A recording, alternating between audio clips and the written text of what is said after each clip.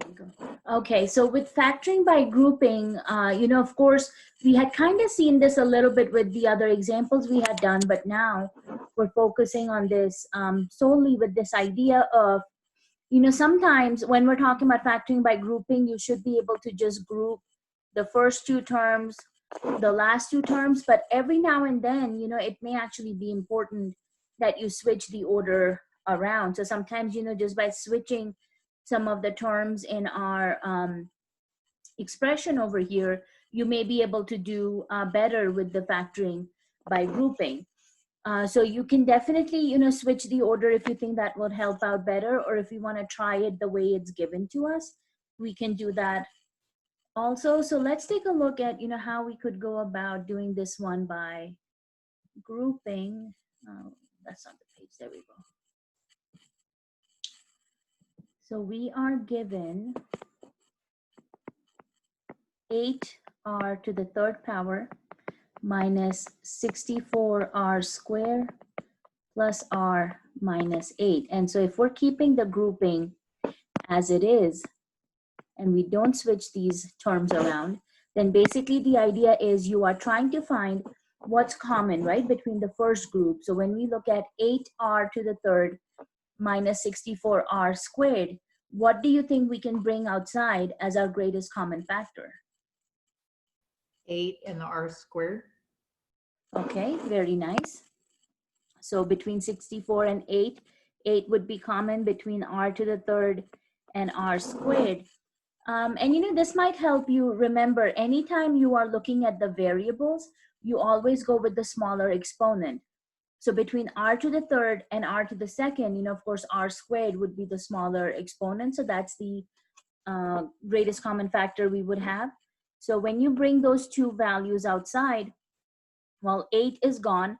From r to the third, we have only one r left behind. Keep that same sign, negative in the middle. 8 goes into 64, of course, 8 times. And again, that r squared has been taken outside. So we are left behind with r minus 8. Now here, again, you have a plus sign. So we'll just go ahead and bring that plus sign down. In our second group, r minus 8, what do you think will be common between those two terms? 1. Yeah, very nice. So whenever nothing is common, remember 1 is always going to be a common factor. So you can bring 1 outside, which obviously means r minus 8 will stay as it is. And if you remember, we were talking about this last time. We said, if you do your factoring correctly, then these two parentheses should always come out to be the same. So we can go ahead and combine these together into one set of parentheses, r minus 8, and then everything that we have on the outside of the parentheses will end up becoming our second factor. So that's going to be r squared plus 1.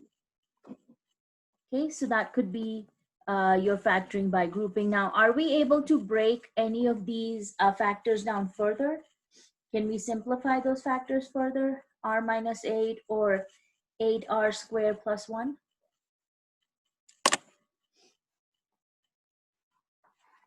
I don't think so.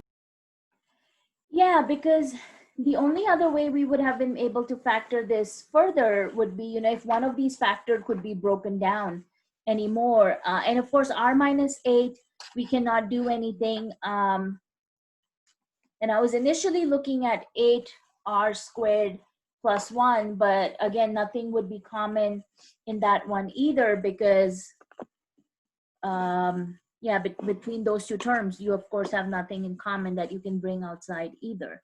So that's one of the ways that we can look at with these guys over here. So we had r minus 8 and then 8r squared plus 1. So again, you will see with our second example, again, you are given 12 p to the third minus 21p squared plus 28p minus 49. So again, if you do the grouping with just the first two terms and the last two terms, what do you think will be common between those first two terms?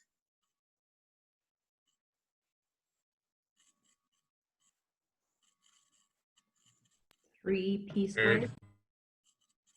Yeah, because you're looking at 12 and 21. So, obviously you have to see what's going to be the greatest common factor. And let me write this down. So we've got 12 p to the third minus 21 p squared plus 28 p minus 49. So you are saying 3 p squared from that first group.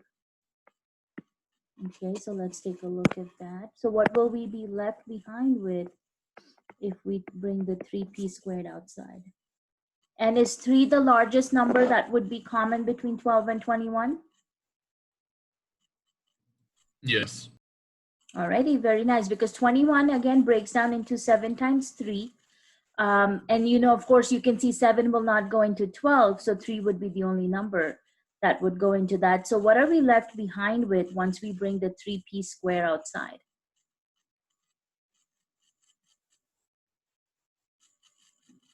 4p. Alrighty, yeah, 3 goes into 12 4 times. From p to the third, you're left behind with 1p. Okay, what do we have after that? Minus 7. Very nice. Yeah, so again, keep the same sign, minus, and then 3 goes into 21 7 times. We've already taken the p square outside. Again, you've got a positive sign here in the middle, so you want to keep that same positive sign over here. And now what's common between 28p minus 49?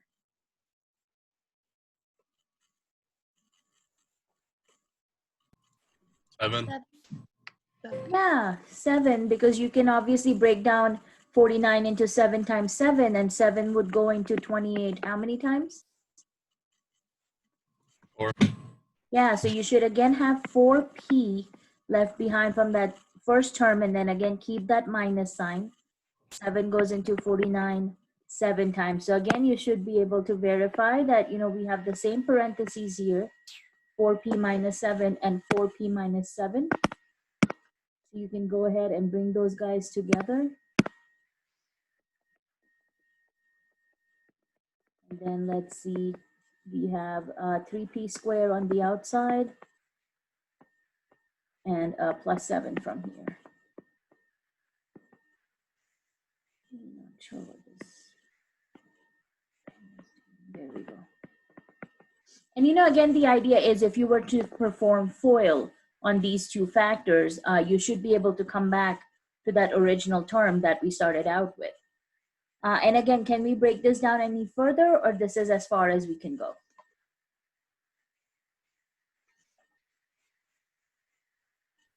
As far as we can go. Alrighty. So let's see, that is 4p minus 7. Oops.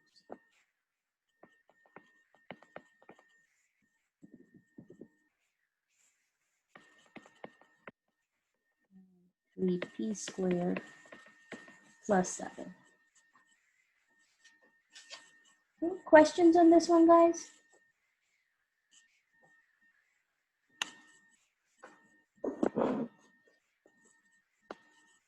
Alrighty.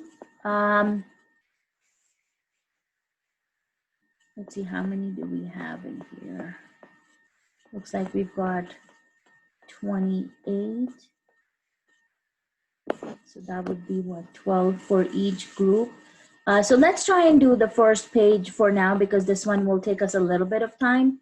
So again, I'm going to put you guys into breakout rooms, and let's try and do the first page for now. And then if we have time, we'll come back and do the others.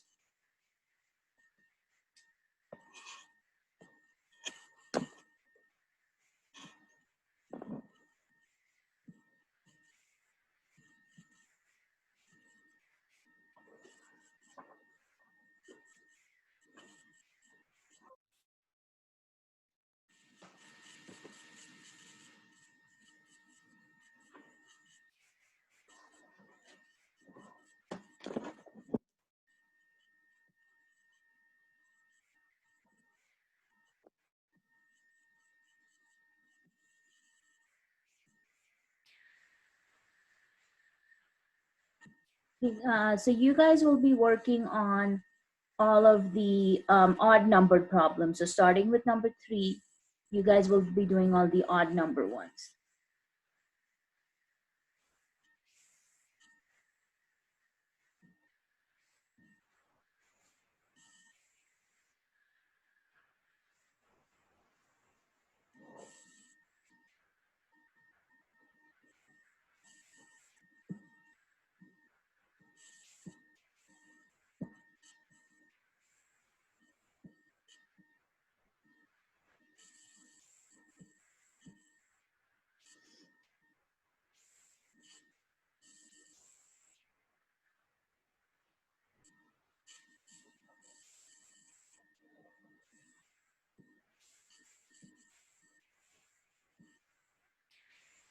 Okay, so guys, you are working on all the even number problems. So you will start with number 4 and do all the even numbered ones.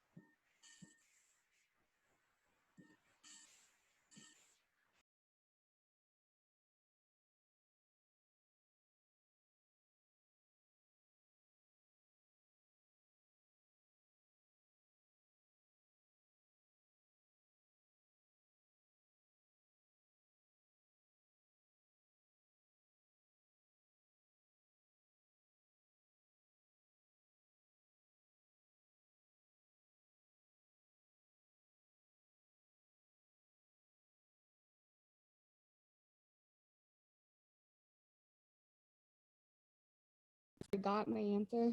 Yeah. Okay, I got 6x plus 1 for the first one, and then 2x squared minus 5.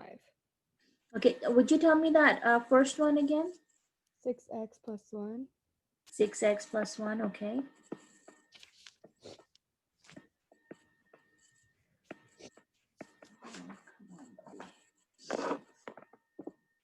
Okay, 6x plus 1, and then you had, you said 2x squared? 2x squared minus 5. 2x squared minus 5.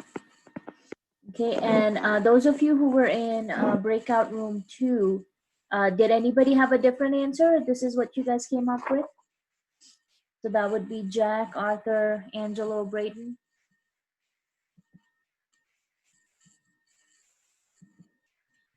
No, I got that. You got that as well, okay.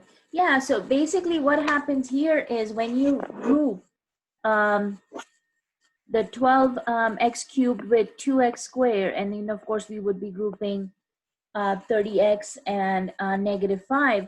Basically from 12 and 2, you know, of course you can see 2 will be a common factor.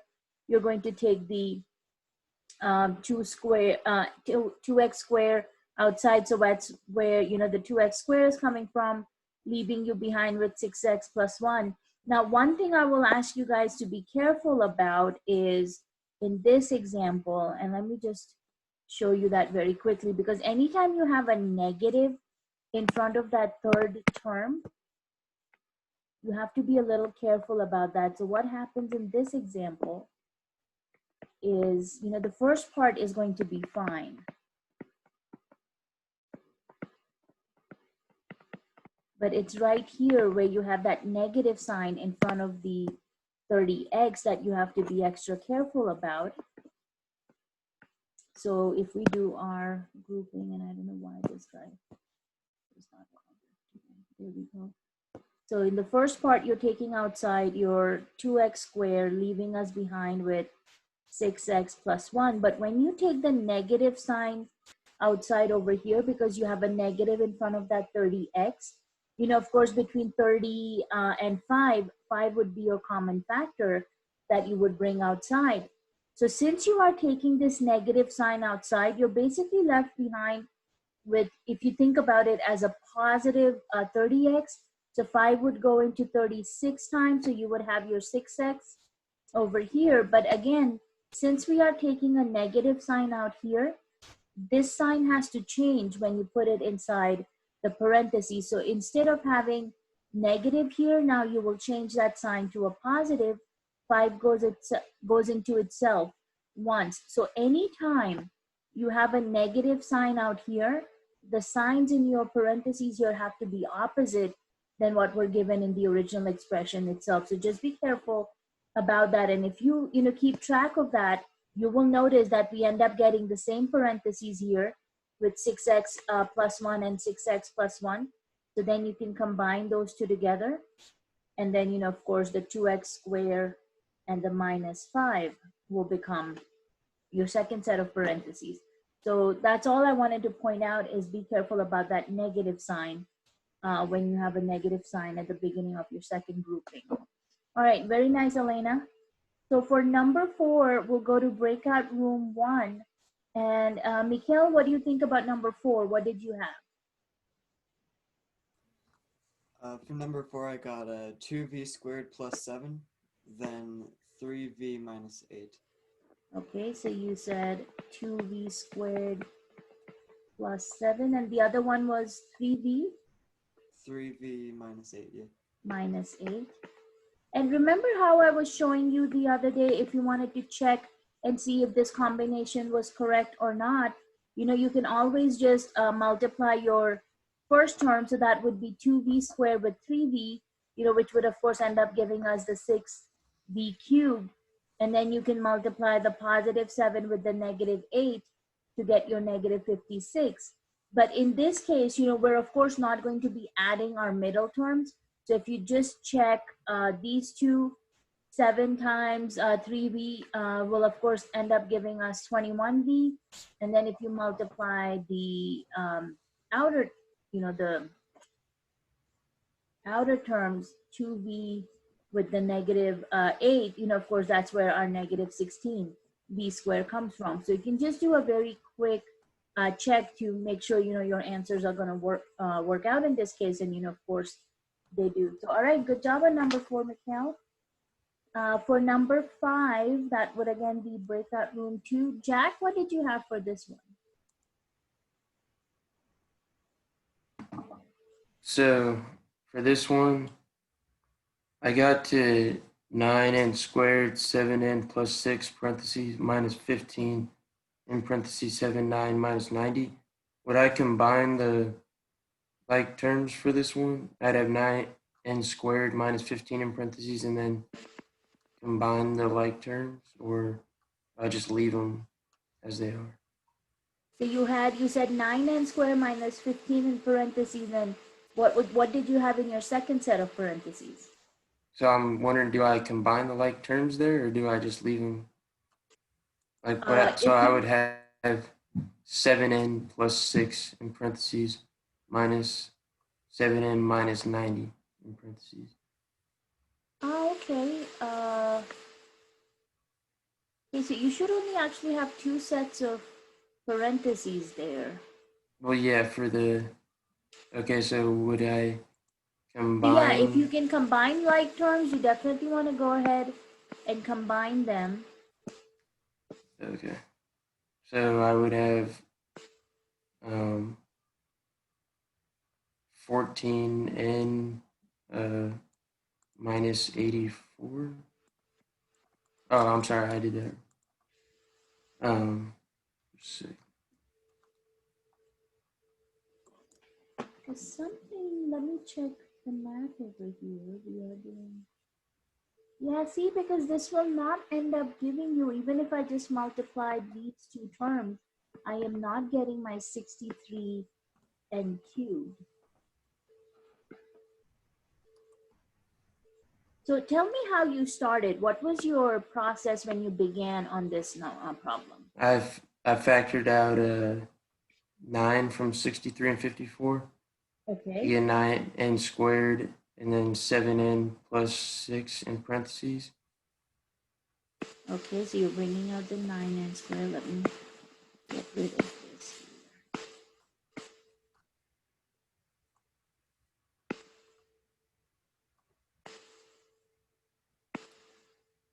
So bringing out 9n squared.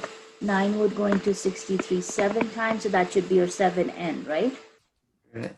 And then 9 goes into 54 6 times. Right. So that should be plus 6 over here. Okay, then what did you do after that? Then factored 15 out of 105 and 90. Okay, so I get 7 and 6. 7n minus 6. okay, so this is kind of what I was talking about, Jack. So since we're taking a negative sign in front of that 15, All this- right. So it'd be 7n plus 6. Yeah. right, so it should become plus 6. So you will now see that your 7n plus 6 and 7n plus 6 is the same parentheses from both terms. So go ahead and combine those two. Right. Okay. Yeah. Okay. So it'd be 9n squared minus 15 and then 7n plus 6. Yeah, very nice, exactly. Now, are we seeing anywhere where we can simplify this further? Yeah, Arthur, you're saying yes. What can we do? You could take a 3 out of the 9n squared and the minus 15. Yeah, so you can actually bring a 3 outside. Let me see. Running out of space here, but if we bring a 3 outside, 3 would go into 9 3 times, so you would have 3n squared minus 3 would go into 15 5 times, and then you can have the 7n plus 6. So you can just further simplify 9n squared minus 15 by bringing a 3 outside. So actually what that means is if you would have started with the original problem also, you could have first brought out a 3 and then you could have simplified it. But if you don't see it at that point, definitely with the 9 and 15, you should see that they have a 3 in common. So those of you who were with Jack in that group, Elena, Arthur, Angelo, and Braden, did you guys kind of do that? Did you bring the 3 out first, or did you do it more towards the end? The 3 out at the I start. did it at the end. You did it at the end? I did at the end. At the end, Arthur, okay. Angelo, Elena, what did you guys do on that one? No, I said I took it out at the start. Oh, you took Just- it at the start. I didn't take the 3 out at all, so I got the same answer, 7n plus 6, and then 9 squared minus 15. Okay, alrighty. So Jack, you just got to bring that 3 outside and it will be completely factored and you are good to go on that. Yeah. Okay. Great, very nice, good job. So that brings us to number 6, and that would be the breakout room 1. Anna, what did you have on that one?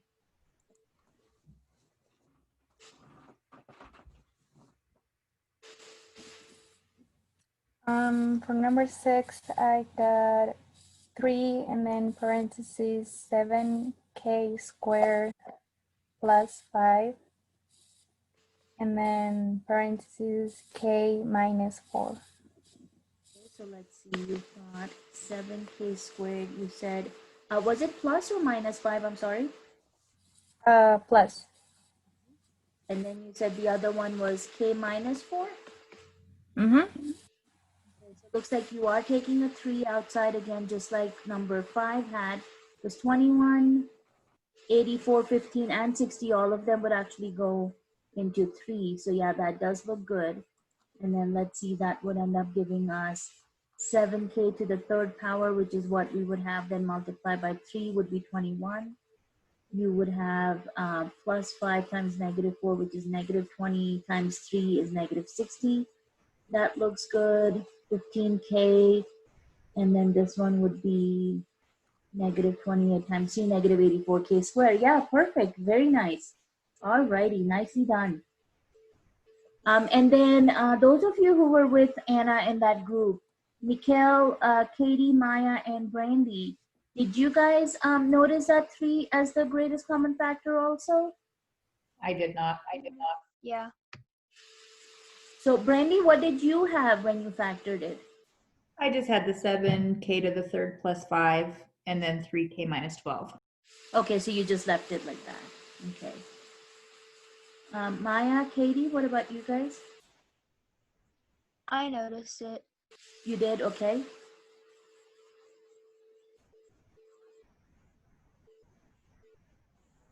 And Mikhail, what did you do for that one? Did you do it at the end? Were you able to figure that one out?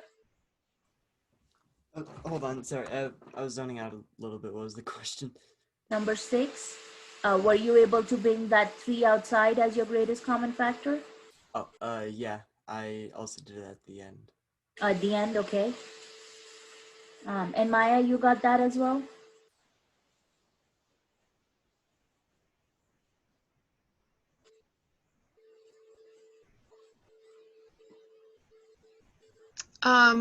I had the same as Brandy.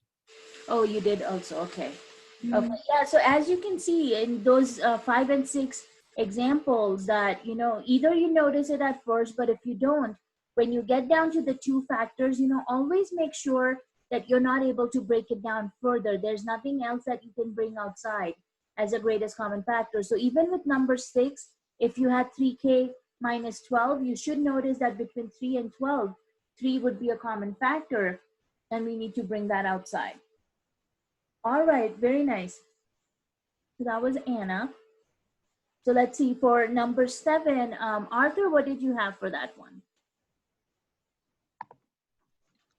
For number 7, I got parentheses 5v squared plus 6, close parentheses, and then parenthesis 5v plus 1, close parenthesis. Okay, so that would be our 25v cubed, positive 6, that works out 30v, and then 5v squared. All right, very nice. Good job. So that was number 7. So for number 8, Katie, what did you have? For number 8, I got 5 parentheses 7 n squared minus 5, and then 3n plus 5.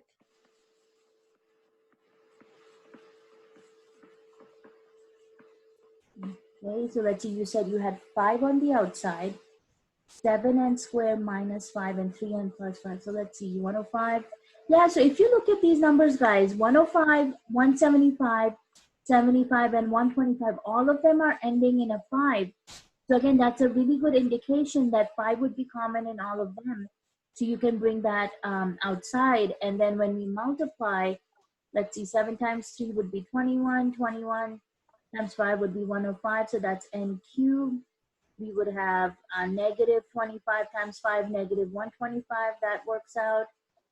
Negative 15n times 5 is negative 75n. And then 35n squared times 5 is 175n squared. So that also works out. All right, very nice. Again, so with number 8, you also had a greatest common factor with that number 5 that could be brought outside.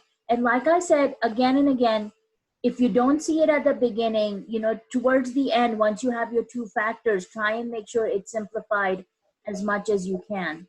So that brings us to number 9. And Angela, what did you have for 9? For number 9, I got 2 parentheses 8n minus 7 parentheses 6n squared plus 7 parentheses 6n squared plus 7, yeah. Okay, so you also are bringing a 2 on the outside, which all of those are even numbers, so 2 will definitely be common between them. And then let's see, that would be 48 and cubed times 2, 96. Okay, that looks good.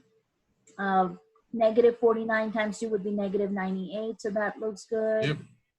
Negative 42 n squared times 2 is negative 84. That looks nice. And then the last one would be 112n. All righty, very nice. So again, you can see right here in the almost the last 4 problems, we've had a greatest common factor come outside of these. Let's look at number 10. And Maya, what did you have for number 10?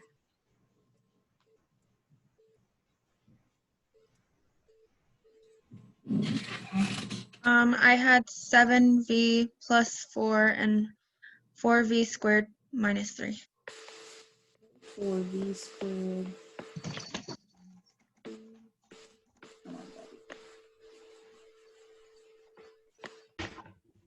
Okay, so again, 7 times 4 is 28v cubed. That looks good. Negative 12. 16v squared, and then negative 21v. Okay, very nice. Good job, Maya. Alrighty, so for number 11, Braden, what did you have for 11? For 11, I had 4r squared minus 5 and v minus 3. Yeah, so this one is, did you say r squared? Yes. Okay, so shouldn't that just be all v because it's v is the only variable in that number? Yeah, I mean v, sorry. I wrote that down wrong. Okay. Alrighty, so you've got 4v squared minus 5 and v minus 3. So let's see.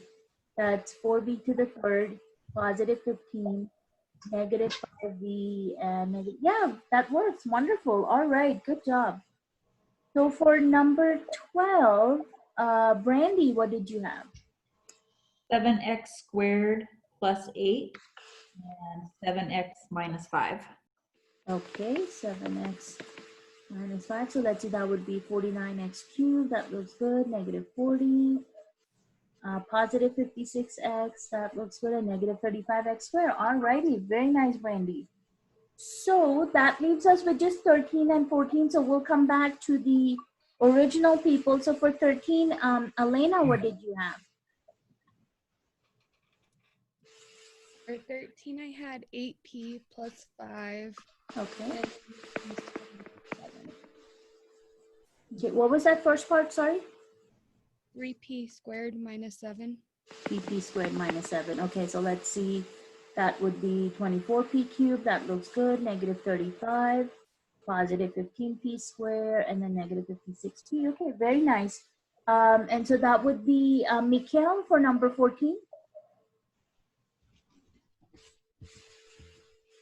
Number 14, I got 8r squared minus 7, then 3r minus 8. Okay, so let's see. You've got 24r cubed. That looks good. Positive 56 looks good. Negative 21r looks good. And then what would that be? Negative 64r squared. Alrighty, very nice. Did anybody have questions on any of these examples from that first page? And I know you guys work on, either the odd or the even number ones, but obviously you want to make sure you are comfortable with the general concept, even if you are not working on all of them. So that's basically the idea with, factor by grouping. And again, I will insist, please make sure if there is a number that would be common in all terms, we do need to bring that out either at the beginning or at the end. It honestly does not matter as long as we take care of that, complete factoring. All right, guys, great job. We'll pick up with this, the second part of this handout next time. So I'll be seeing you on Monday, and we'll be starting chapter 3. So just make sure you are looking at the 3.1 and 3.2 video lectures. Okay. All right, everybody, have a wonderful weekend. Stay safe, and I will see you on Monday morning. Take care, guys. Bye-bye. I actually do have a question for you. Oh, you had a question? Yeah. So